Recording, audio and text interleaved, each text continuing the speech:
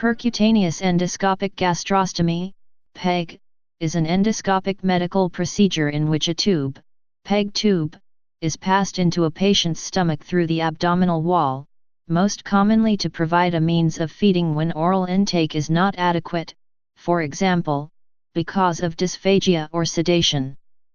This provides enteral nutrition, making use of the natural digestion process of the gastrointestinal tract. Despite bypassing the mouth, enteral nutrition is generally preferable to parenteral nutrition, which is only used when the GI tract must be avoided. The PEG procedure is an alternative to open surgical gastrostomy insertion, and does not require a general anesthetic. Mild sedation is typically used. PEG tubes may also be extended into the small intestine by passing a jejunal extension tube, PEGJ tube, through the PEG tube and into the jejunum via the pylorus. PEG administration of enteral feeds is the most commonly used method of nutritional support for patients in the community. Many stroke patients, for example, are at risk of aspiration pneumonia due to poor control over the swallowing muscles. Some will benefit from a PEG performed to maintain nutrition. PEGs may also be inserted to decompress the stomach in cases of gastric volvulus. Indications. Gastrostomy may be indicated in numerous situations, usually those in which normal or nutrition, or nasogastric, feeding is impossible. The causes for these situations may be neurological, e.g. stroke, anatomical, e.g. cleft lip and palate during the process of correction, or other, e.g. radiation therapy for tumors in head and neck region. In certain situations where normal or nasogastric feeding is not possible, gastrostomy may be of no clinical benefit. In advanced dementia, studies show that PEG placement does not in fact prolong life. Instead, oral-assisted feedings are preferable. Quality improvement protocols have been developed with the aim of reducing the number of non-beneficial gastrostomies in patients with dementia.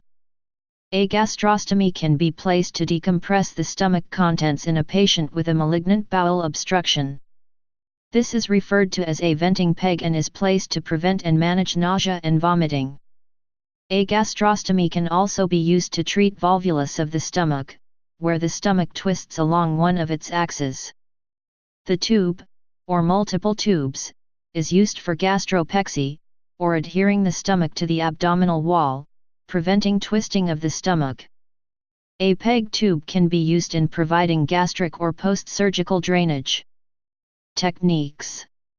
Two major techniques for placing PEGs have been described in the literature. The Goddard-Ponsky technique involves performing a gastroscopy to evaluate the anatomy of the stomach.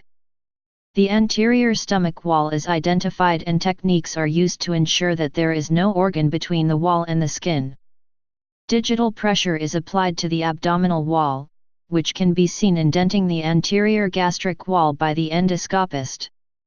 Transillumination, diaphanoscopy. The light emitted from the endoscope within the stomach can be seen through the abdominal wall. A small, 2-1G, 40 mm, needle is passed into the stomach before the larger cannula is passed. An angiocath is used to puncture the abdominal wall through a small incision, and a soft guide wire is inserted through this and pulled out of the mouth. The feeding tube is attached to the guide wire and pulled through the mouth, esophagus, stomach, and out of the incision. In the Russell introducer technique, the Seldinger technique is used to place a wire into the stomach, and a series of dilators are used to increase the size of the gastrostomy. The tube is then pushed in over the wire. Contraindications. As with other types of feeding tubes, care must be made to place PEGs into an appropriate population. The following are contraindications to PEG use. Absolute contraindications. Inability to perform an esophagogastroduodenoscopy. Uncorrected coagulopathy. Peritonitis. Untreatable, loculated, massive ascites. Bowel obstruction, unless the PEG is cited to provide drainage. Relative contraindications. Massive ascites. Gastric mucosal abnormalities, large gastric varices, portal hypertensive gastropathy. Previous abdominal surgery, including previous partial gastrectomy, increased risk of organs interposed between gastric wall and abdominal wall. Morbid obesity, difficulties in locating stomach position by digital indentation of stomach and transillumination. Gastric wall neoplasm. Abdominal wall infection, increased risk of infection of PEG site. Intra-abdominal malignancy with peritoneal involvement, tumor seeding into formed channel with subsequent failure. In advanced dementia. The American Medical Directors Association, the American Geriatrics Society and the American Academy of Hospice and Palliative Medicine recommend against inserting percutaneous feeding tubes in individuals with advanced dementia and, instead, recommend oral assisted feedings. Artificial nutrition neither prolongs life nor improves its quality in patients with advanced dementia. It may increase the risk of the patient inhaling food, it does not reduce suffering. It may cause fluid overload, diarrhea, abdominal pain, and local complications, and can reduce the amount of human interaction the patient experiences. Complications: cellulitis, infection of the skin, around the gastrostomy site. Hemorrhage. Gastric ulcer either at the site of the button or on the opposite wall of the stomach, kissing ulcer. Perforation of bowel, most commonly transverse colon, leading to peritonitis. Puncture of the left lobe of the liver leading to liver capsule pain. Gastrocolic fistula, this may be suspected if diarrhea appears a short time after feeding. In this case, the feed goes direct from stomach to colon, usually transverse colon. Gastric separation. Buried bumper syndrome. The gastric part of the tube migrates into the gastric wall. Removal of PEG tubes. Indications: PEG tube no longer required, recovery of swallow after stroke or brain trauma, or after surgery or radiotherapy for head and neck cancer. Persistent infection of PEG site. Failure, breakage, or deterioration of PEG tube, a new tube can be sited along the existing track. Buried bumper syndrome. Techniques: PEG tubes with rigid, fixed bumpers are removed endoscopically. The PEG tube is pushed into the stomach so that part of the tube is visible behind the bumper. An endoscopy snare is then passed through the endoscope, and passed over the bumper so that the tube adjacent to the bumper is grasped.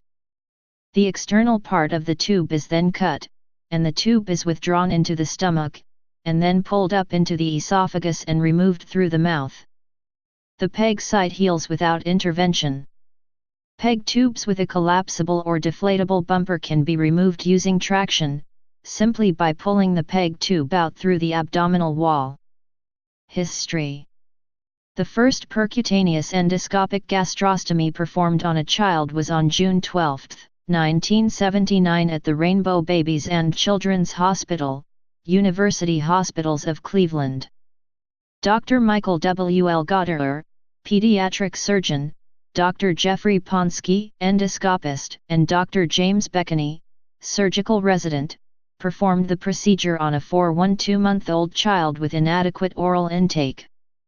The authors of the technique, Dr. Michael W. L. Goddard and Dr. Jeffrey Ponsky, first published the technique in 1980.